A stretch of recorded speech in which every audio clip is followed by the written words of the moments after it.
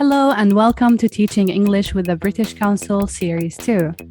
A podcast in which we try and provide solutions to some of the key questions being asked by English teachers around the world. Teaching English with the British Council. We are your hosts, we am Hamdan and Chris Soughton. In each episode, we address one such question and attempt to answer it in two ways. Teaching English with the British Council. In the first part of each episode, we hear from a British Council project, programme or publication about something which is being done to address this issue. Across the 10 episodes of Series 2, we'll hear from teachers, trainers and researchers in a wide range of contexts, including Ukraine, Romania, Egypt and the United Kingdom. Teaching English with the British Council. In the second part, a leading English expert and practitioner will provide practical solutions which you can immediately try out wherever you work. Each episode of Teaching English is accompanied by a full transcript and show notes. These show notes provide additional information, a glossary of keywords, and links to relevant websites. Teaching English with the British Council. This is episode 10. What are your top tips for teaching English? Our last episode in this series will be a bit different, so we have 19 ELT practitioners who will share with us their top tips in English language teaching. And we've put these tips into 5 categories which we'll explore throughout the episode. My top tip would be to really listen to what our students say. I think too often in the English language classroom, and I've definitely been guilty of this myself, we're just too focused on hearing students, whether they're using the right words, the right grammatical form, but we don't actually listen to the things that they're saying, the actual content that they're saying. And for many students, actually sharing those views, sharing their thoughts is a really, really big thing. If we're not really listening to what they're saying, they're going to not be motivated next time to actually say what is on their mind. I totally agree with you, Chris. One tip I would share with others is to do more with less. So instead of spending hours preparing for a lesson, you can do a lot more with less content or less materials. And one way to do this is to capitalize on the information provided by students, on the emerging language that comes in the class. Ali did say this, how can I say it in a different way? So it's all about just using what the students say to inform the content in the classroom. I think you're right. I think too often we and inspectors and so on focus too much on the performative aspects of teaching rather than looking at student experience and learning outcomes. Those should be really the only two drivers of good English language education, or indeed I think any kind of education. So in our first set of clips, we're going to look at the importance of personalization and context. What are my top tips for teaching English? Namaste, I'm Bhavna, an ELT professional based in Mumbai, India. For me, a real English lesson teaches about language and life in order to make connections with the real world. And stories are one of the best ways to do that.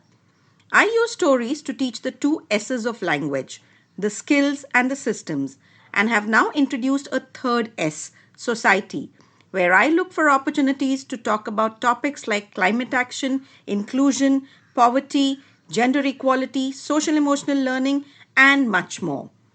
I adopt the 3 S's framework, skills, systems, and society, in my storytelling and in all my lessons so that I can prepare my learners to become emotionally intelligent global citizens who will create a better world for themselves and for others. Hi everyone, my name is Raya Abu Ghazaleh, and my top tip for teaching English is making things personal. Instead of trying to get your students interested in what you're teaching, be interested in them. It's often overlooked how learners not only aim to understand English speakers, but also want to be understood themselves.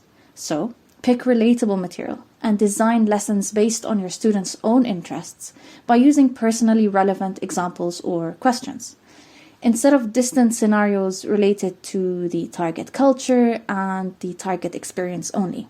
For example, avoid talking about airport travel if your students have yet to travel abroad. Alternatively, you could discuss the transport they used to get to your class that day. This will make them want to engage and have them learn the ways in which they can express themselves and communicate their own ideas. Hi, I'm Tiff Griffin, and my tip is to really get to know your students. They may be learners at language, but they're not learners at life. Back in the mists of teacher training, we learn about student motivation, but go deeper. Every face in front of you has a backstory and a future, beyond the face at the desk and the pen in their hand. Get to know your students, never assume. Who they are is inextricably linked to why they're sitting in front of you. Share who you are, and if they feel seen as individuals by a teacher who's taken time to understand them and who believes in them, well then you're pulling in the same direction, not dragging a grammar book uphill. Teaching language is teaching communication. Let's focus on language use as being understood and remove the pressure of perfection. We're learning how to say things. Take time to ask, who are you? What do you want to talk about? And where do you want to be? How do I know this works? I got to know my students and I asked them. So Tiff mentioned about dragging a grammar book uphill. Have you ever felt like that in your teaching? When you're following a certain syllabus, sometimes you often forget about personalizing the material because you just want to go through a book and finish the exercises. We need to keep in mind that your audience and how to make their experience more personalized.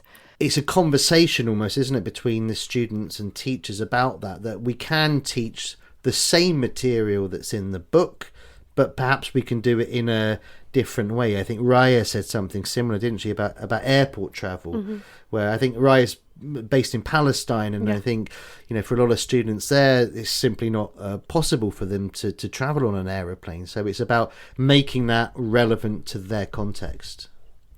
And a lot of the times, materials created by ELT is created by professionals who maybe don't know much about a context. I was also struck by something Tiff said about students not being learners of life.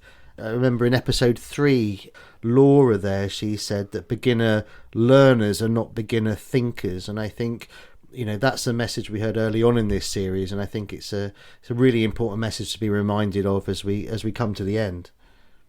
Yes, and it's not just that they want to express complex ideas sometimes, complex thoughts. That's why it comes across as a difficult task to learn a language, because you'd be thinking to yourself, how am I gonna express this notion and this and that in a different language? So a lot of it is learning how to think. And the theme of the second clip is on criticality. Hi, I'm Rose Aylett, and my top tip for teaching English is to approach the teaching and learning materials we use in our classrooms from a critical perspective. So this means when looking at our course materials, written or audio texts or visual or moving images, for example, we can ask some simple but really important questions. These are questions like, in what way are the materials biased? Who's included in them and who is excluded from them? How are the different characters represented? Are they in positions of power or are they disempowered? And if so, why are they portrayed in this way? And what assumptions lie behind these representations? What are the implications? Sometimes these questions can be very difficult, even uncomfortable for us to answer, but the more we engage in critical materials analysis as teachers, the better we'll be able to support the development of our students' own critical literacies, something that's becoming increasingly important in the world today. My name's Scott Thornbury. I really believe that nothing can change life in the classroom so much as questions. The way you ask questions, who asks the questions. So my tip for you is, for any question that you ask, where possible, follow it up with a question like, how do you know that? So for example, if you're doing an exercise, what's the answer to number 1? Yes, Juan? The answer is, I went to the shops yesterday. Good, but how do you know that? Or, what's the capital of Peru? Lima. Good. Well, how do you know that? That seems to me a really good way of starting a conversation about learning and about language. So I hope that is something that you can integrate into your teaching. I'm Chris Thorne, and my tip for teachers is to include reflection within every lesson. We can do that simply by asking students to think about and note down or leave themselves a voice note or to discuss with a partner the thing that they found most important or most useful from the lesson and why that is so important for them, and also a question that the lesson has left them with. It could be to do with the language or maybe some of the topics that have been explored. Those questions can be really useful for you as a teacher to identify things to go into and explore a little bit more in future lessons, but also for the students themselves, as it encourages them to find answers to their own questions. Lots of nice ideas there, Wei-Am. What were your feelings on that? Being critical is very important in today's world because students are faced with a lot of resources. They need to evaluate whether this is effective or not. And sometimes when you just ask them a question like, how do you know that? Or a question that you thought about when we discussed this topic, it's more of a directed way to draw their attention to, maybe some thoughts that they are scared to express.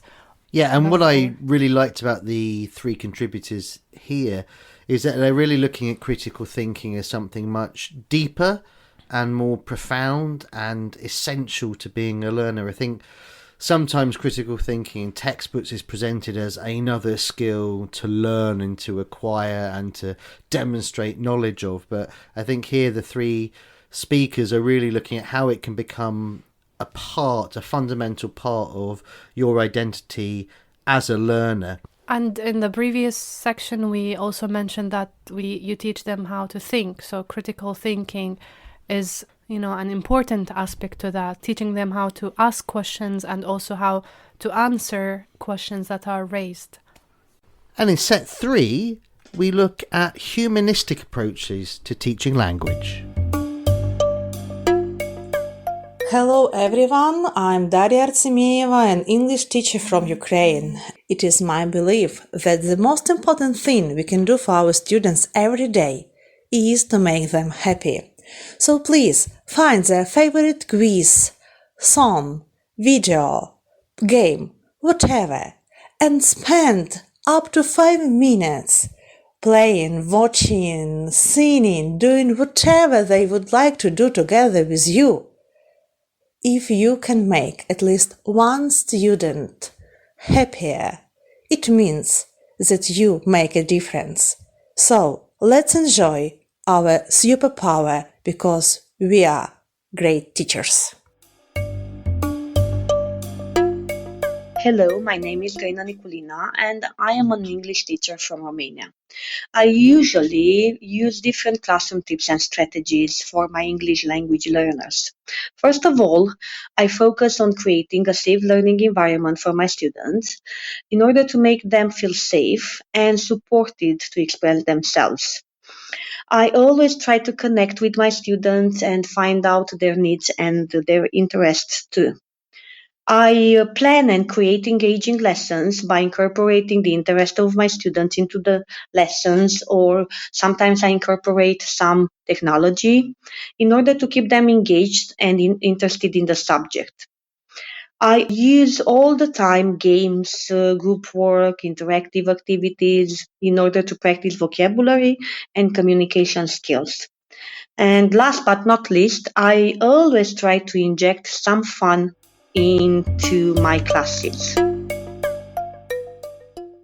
Hello everyone, my name is Oksana Lozhnikova. First of all, I would speak about the atmosphere you create in your classroom.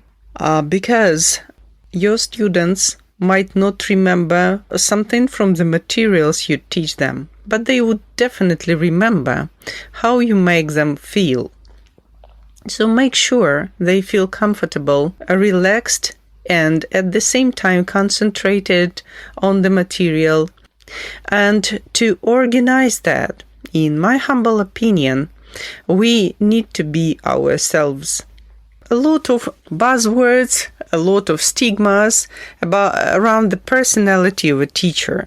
A teacher must be beautiful, a teacher must be wearing something really cool clothes, and so on and so forth. But honestly, this is not true. You need to be yourself. You cannot be a machine. You are a human being. So it's like in your own family, you want your children to love you and to understand you. I think the same needs to happen in the classroom.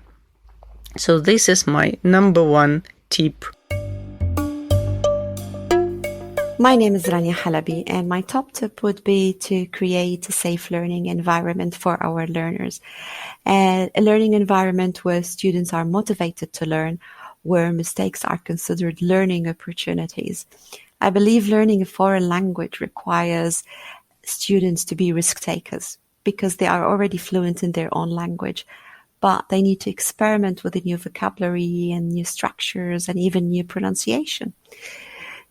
This can be done by building good relation with our students, a relation based on trust and respect, respecting their needs and differences. In turn, they trust that we are there to help them reach their potential. And this requires a lot of patience and empathy from the teacher. But once this has been established, our students will be ready to get engaged with our lesson plans and activities and even the homework that we set for them. Hi, my name's Stephen Mander, and my main tip is to trust the learners. Trust that they understand more than you think they do. Don't assume that they don't know, because learners can surprise us. But also trust them to work together without you and do things and get on with things in the classroom without you. This can include speaking together without you, learning about grammar without you. If you trust them, you will listen more to them and adapt your lessons to their needs and interests and put them first and think about them rather than what you want to teach or do in the class.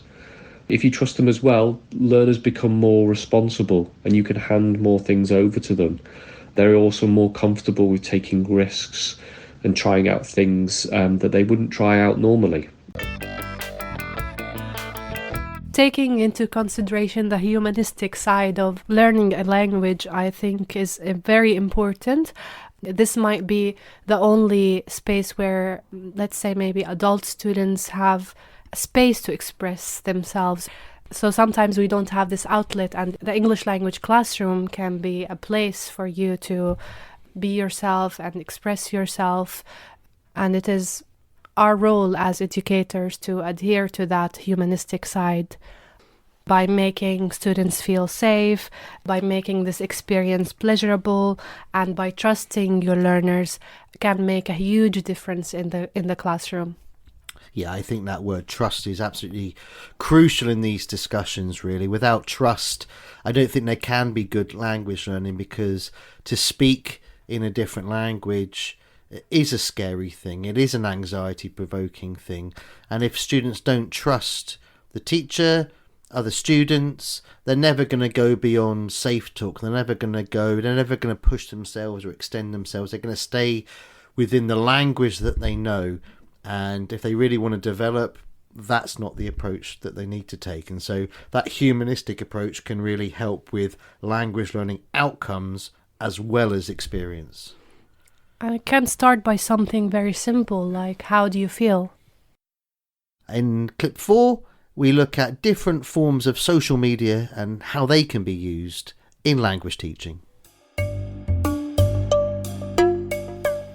My name is Laura Phelps, and my top teaching tip is to use more photographs in class, whether that's something that you've taken from the internet or a newspaper, or maybe like pictures of your local area, or photos that students have on their own phones.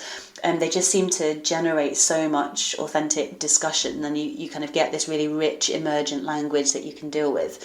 And there's so many activity types that you can do with photographs. Learners can describe them, or they can compare them. They can speculate about what's happening in them or what's about to happen. They can talk about personal experiences related to them. There's all sorts. So, I mean, sometimes I've gone into a lesson with just a couple of images, and 2 hours later we're still talking about them. We're still dealing with the language that's come out of them, and it saves a lot of time on planning. So it's a win all round. So my top teaching tip is to use more photographs in class. Hello, this is Sergio Duran. And I think a good tip I can give is to use social media to teach English, especially Twitter.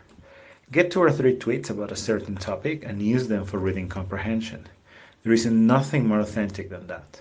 Short, concise, and straightforward language that learners read all the time anyway. Everybody has access to Twitter. It is cheap and interesting, as learners are usually keen on learning about real trends. Have you ever used photos in the classroom, YM? Yes, I'm a visual learner and I like to use photos and pictures. I think in many cases pictures can capture both feelings and action and descriptive language. So it is a great source to learn a language, and it's a great source for teachers. I completely agree, and I've used photos a lot in my teaching and training before. I think using non-verbal ways of starting verbal interactions can be really, really effective. It can be, sometimes when we start with the language, that can be quite scary for some students. But if we start with something that is visual, it might be, say, a photo or a picture in the newspaper, an emoji, whatever it may be, but it starts the process in a sort of gentler way. And I think it's a real way of promoting inclusivity in your classroom as well, because it brings in all students, whatever their levels, whatever their interests. It can be a good starting point.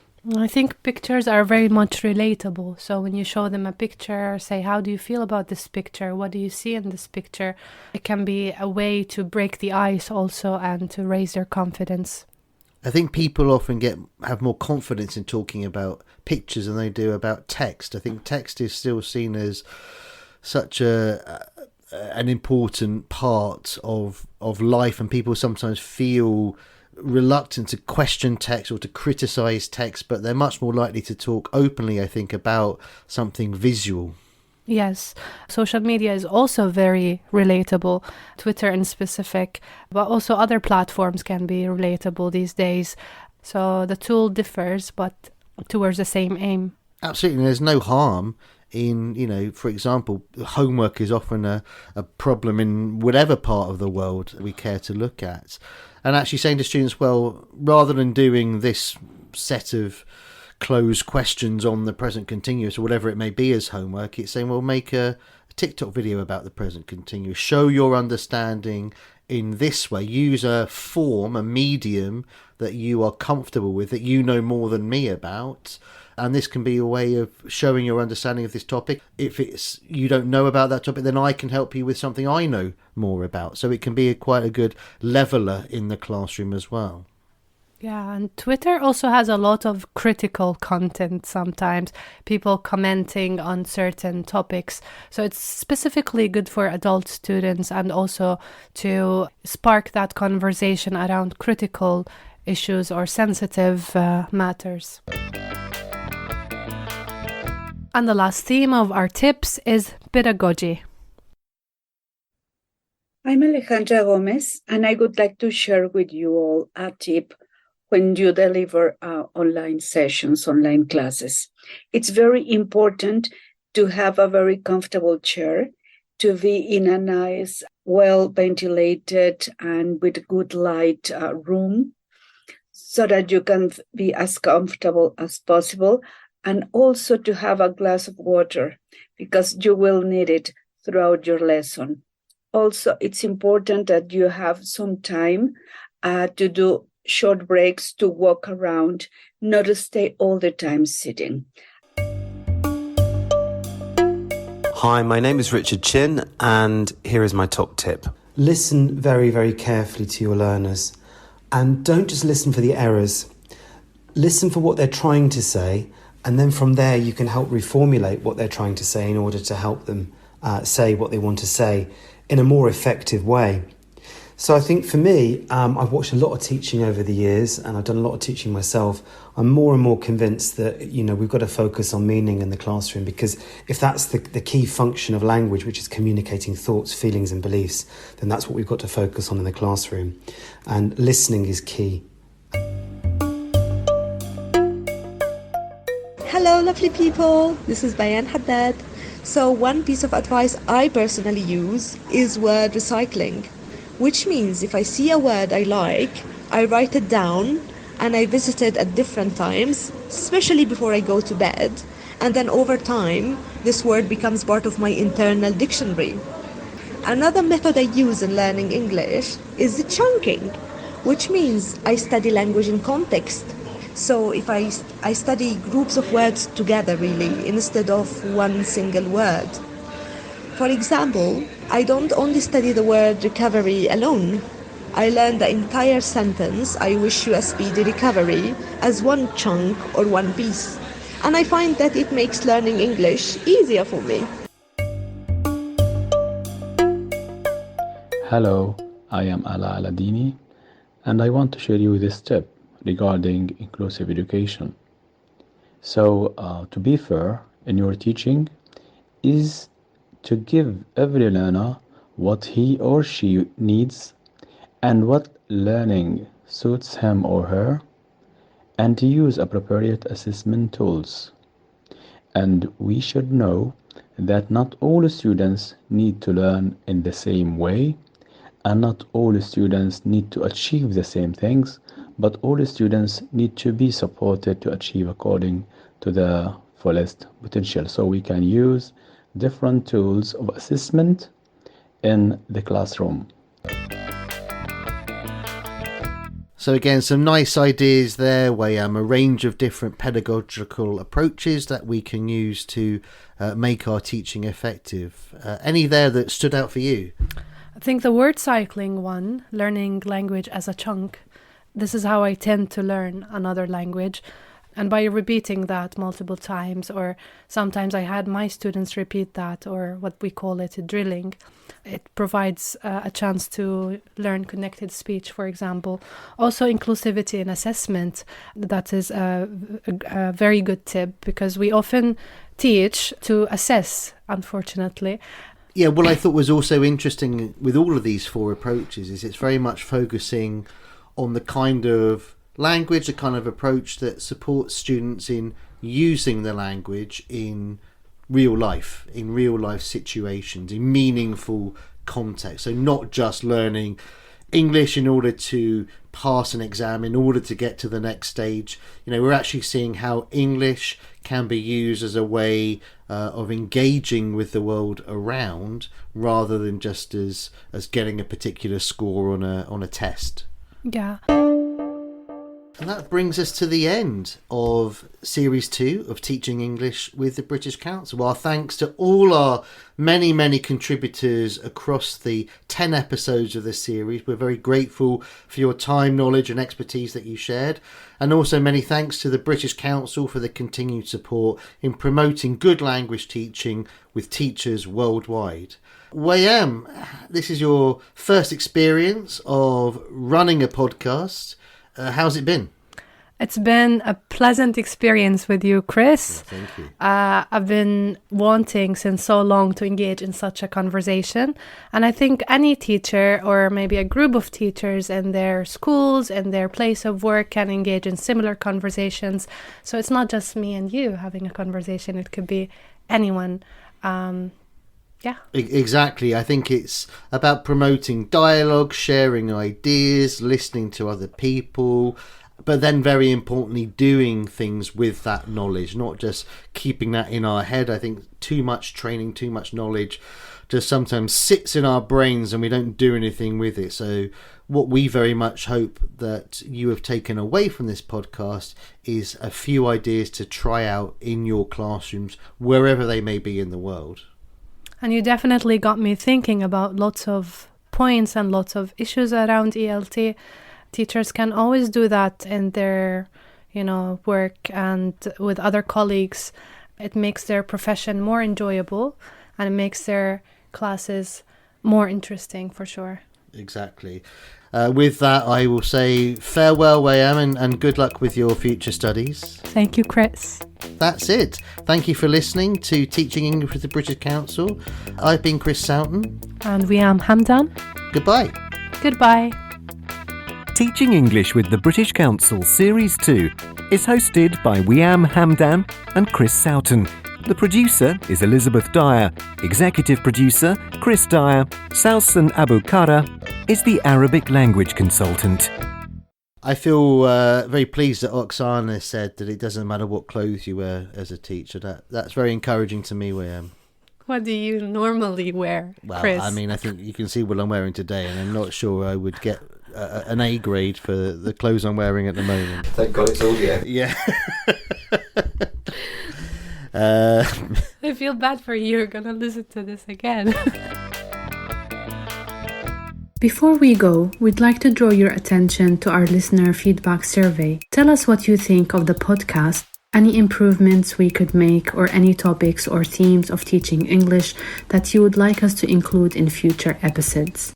A link to the survey is available in the show notes and on the British Council website. Teaching English with the British Council.